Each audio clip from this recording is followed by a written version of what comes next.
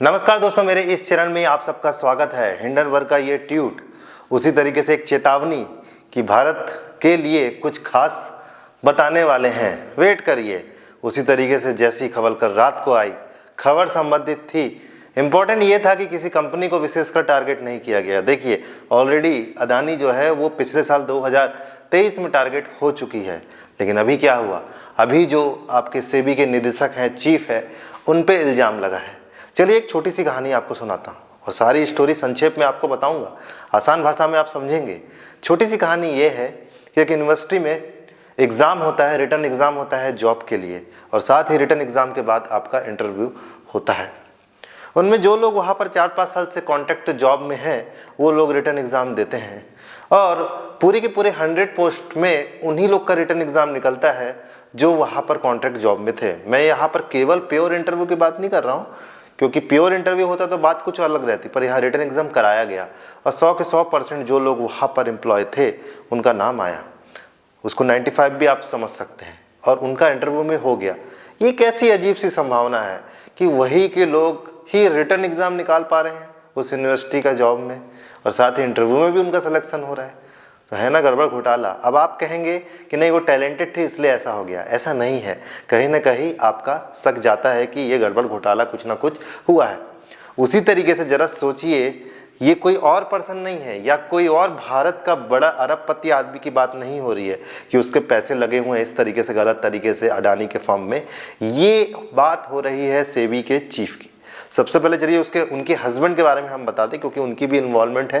क्योंकि जब वो सेबी की निदेशक बनी तो उसके बाद वो सारा चीज़, मतलब समझ लीजिए अपना जो उनके नाम से जो चीज़ें चल रही थी वो ना होकर उनके पति पे शिफ्ट हो गई। आप ये समझिए। उनके हस्बैंड का जो नाम है आपका, सबसे पहले तो मैं बता दूं कि सेबी की जो चीफ है उनका नाम है आपका माधवी बूच, और उनके जो पति का नाम है वो है धवल बूच। उसी तरीके से पति पे इल्जाम है मनी साइफनिंग घोटाला। मनी साइफनिंग, साइफन एक सिस्टम होता है जिसमें पानी आपका नीचे से ऊपर जाता है पाइप के जरिए। ये हर जगह आप कूलर में भी अप्लाई करते हैं। उसी तरीके से यहाँ का पैसा किस तरीके से फॉरेन के किसी इंस्टीट्यूट में भारत की किसी कंपनी में लगातार लग रहा है। वो भारत की कंपनी कौन सी है? अडानी की कंपनी है। तो है ना ये गड़बड़ घोटाला, क्योंकि इससे सरकार को काफ़ी बड़ा नुकसान पहुंचता है और गलत तरीके से पैसा पंप होता है, जो कि अपने आप एक शर्म वाली बात हो जाती है। सबसे पहले तो आपको समझना पड़ेगा कि 27 जून को हिडनबर्ग को सेबी की तरफ से नोटिस गया कि आपने जो ये 2023 की घटना के बारे में बताया ये गलत है, इसके बारे में आप अपना जवाब तैयार करिए। और साथ ही जरा सोचिए कि इन्वेस्टिगेशन में कुछ नहीं पाया गया, और सेबी और अदानी की जो साठगांठ है वो तो क्लियर कट दिख ही रही है ना इस घटना के आने के बाद। अब जरा देखिए, अगर हम देखें कि ऑफशोर मॉरिशस फंड की जो स्थापना इंडियन इन्फ्लुएंस, ये आई थिंक IIFL जो हम लोग करते हैं उसके थ्रू हुई है, अडानी के निदेशक द्वारा की गई थी।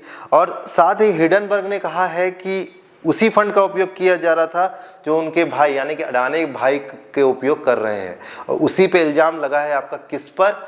आपके सेबी के चीफ पर और उनके पति पर। उसी तरीके से बहुत लोग कह रहे हैं, रेस्क्यू कर रहे हैं कि ये मामला तो 2016-17 का है, मतलब जब वो निदेशक नहीं थी तब वो इन्वेस्ट कर रही थी। हाँ, बहुत सारे लोग ऐसे इन्वेस्ट कर सकते हैं, बट आप सेबी के चीफ हो भाई, आपका रिलेशन कैसे आ रहा है सामने? उसी तरीके से एक कंपनी है जो एगोरा, उसमें 99% 2022 में एक हिस्सेदारी थी इनकी। तो मतलब कुल मिला के बात ये है कि सेबी की चीफ और उनके हस्बैंड पर ये इल्जाम है कि किस तरीके से अडानी के इनडायरेक्टली, आपके दादी जो है उस पर इनडायरेक्टली पैसा लगाया जा रहा था बाहर के सोर्स के द्वारा, मतलब ऑफशोर, मतलब यहाँ का कोई रिलेशन नहीं था। यही तो गड़बड़ पकड़ा था 2023 में, किस तरीके से गलत तरीके से पैसा लगाया जा रहा है।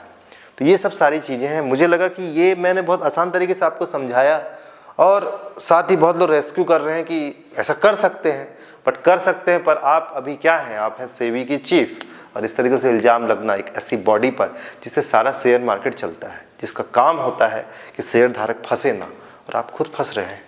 आशा करता हूँ ये वीडियो आपको काफ़ी अच्छा लगा होगा। मिलते हैं अगले इंटरेस्टिंग वीडियो में। वीडियो देखने का बहुत बहुत धन्यवाद।